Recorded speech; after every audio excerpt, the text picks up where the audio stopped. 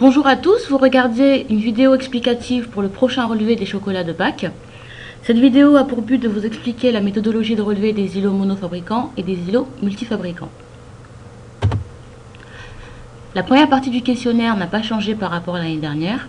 Dans cette partie, on vous demande d'indiquer les catégories qui sont présentes dans l'allée pénétrante. Et dans la deuxième partie, on vous demande différentes choses. On vous demande dans un premier temps de localiser les fabricants dans le magasin, d'indiquer s'ils détiennent de la PLV durant l'opération et de renseigner le nombre de cartes de palette pour les îlots, selon qu'il s'agisse d'îlots monofabricants ou d'îlots multifabricants, et également pour les TG. Alors, qu'est-ce qu'une carte de palette? Alors, une carte de palette, elle mesure 60 x 40 cm.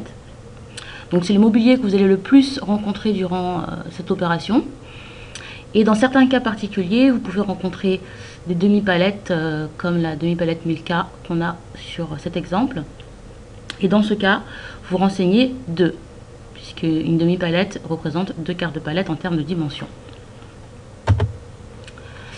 Alors, comment compter les cartes de palette sur un îlot monofabricant? Alors, sur l'îlot 1, je compte 6 cartes de palette en longueur et 3 cartes de palette en largeur. Donc, la carte de palette que vous avez en angle, vous la comptez 2 fois. Une fois pour la longueur et une fois pour la largeur. Donc là, vous renseignez 6 x 3. Vous ne remplissez pas le total, il se fera automatiquement lors de la saisie sur Google Drive. Sur l'îlot 2, vous avez également 6 cartes de palette en longueur et 3 cartes de palette en largeur. Encore une fois, vous comptez 2 fois le quart de palette en angle.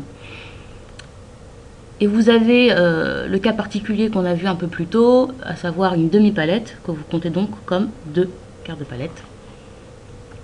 Et vous renseignez également 6 x 3.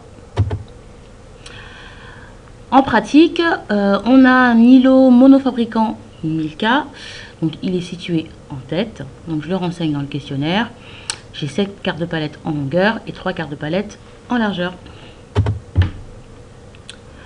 Alors comment vous comptez le détail pour le fabricant Lindt? Donc c'est les marques Lindor et Poussin qu'il faut détailler. Donc en l'occurrence on a 6 cartes de palette en longueur fois 5 cartes de palette en largeur. Et j'ai 5 cartes de palette Lindor, donc je viens renseigner 5 x 1, de manière à ce que j'ai bien un total de 5 lorsque je saisis sur Google Drive. Et j'ai 3 cartes de palette Poussin, que je multiplie par 1, de manière à avoir un total de 3. Dans cet exemple, j'ai 2 îlots Lindt. Et le deuxième îlot, c'est un îlot exclusivement Lindor. Donc pour le premier îlot, j'ai 6 cartes de palette en longueur, fois 4 cartes de palette en largeur. Et j'ai donc 5 cartes de palette Poussin que je multiplie par 1 pour avoir 5. Donc c'est bien dont. Sur le deuxième îlot, j'ai 4 cartes de palette en longueur et 4 cartes de palette en largeur. Et je viens renseigner le détail pour Lindor, 4 x 4, puisque c'est un îlot qui n'est exclusivement constitué que de la marque Lindor. Alors pour les îlots multifabricants, la méthodologie est complètement différente, puisqu'il s'agit de compter le quart de palette par fabricant.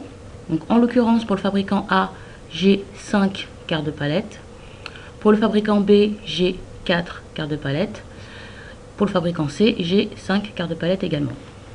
Donc je répète l'opération pour chacun des îlots.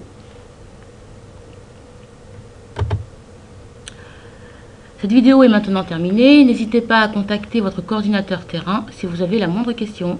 Au revoir.